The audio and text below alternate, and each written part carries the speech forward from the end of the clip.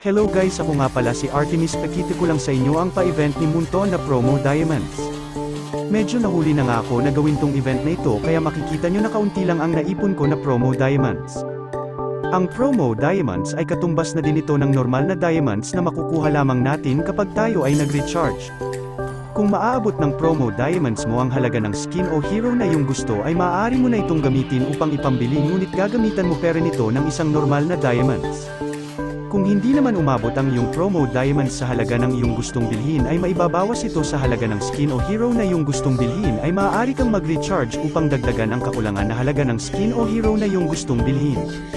Makikita nyo dito sa video na napakaraming skin na maaari ko na lang mabili sa halagang piso. Kahit kaunti lang ang naipon kong Promo Diamonds ay may binigay naman si Munto na discount sa mga skin kaya marami akong pwedeng bilhin sa halagang piso. Makikita nyo na naguguluhan ako sa pagpili ng skin na aking bibilhin dahil sa sobrang daming tig-piso na skin ay nahihirapan ako pumili. Gusto ko kasi na masulit ko ang event at ang mabibili ko ay yung talagang gusto ko.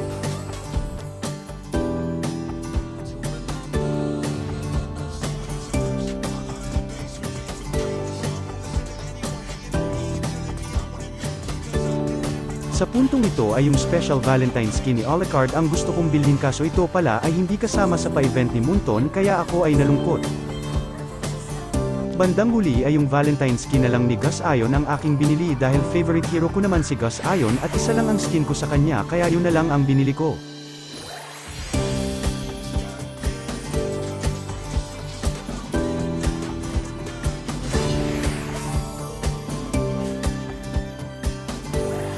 I'm bound by nothing, be it family or destiny. Kaya naman agad kong sinubukan ang skin na to sa practice para makita ko kung maganda ba ang effects ng skin na ito.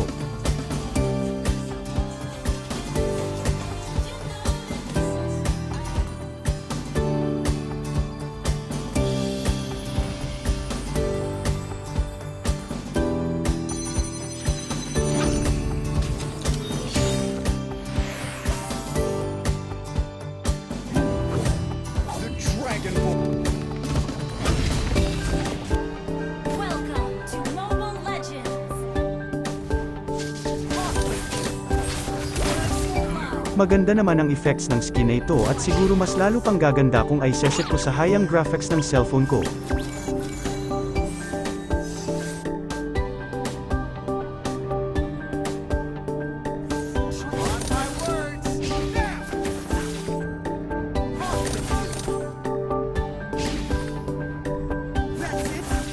Hanggang dito na lang ang aking video. Sana nag-enjoy kayo sa panunood at huwag niyo kalimutang mag-follow, like and share sa aking page. Maraming salamat, hanggang sa muli.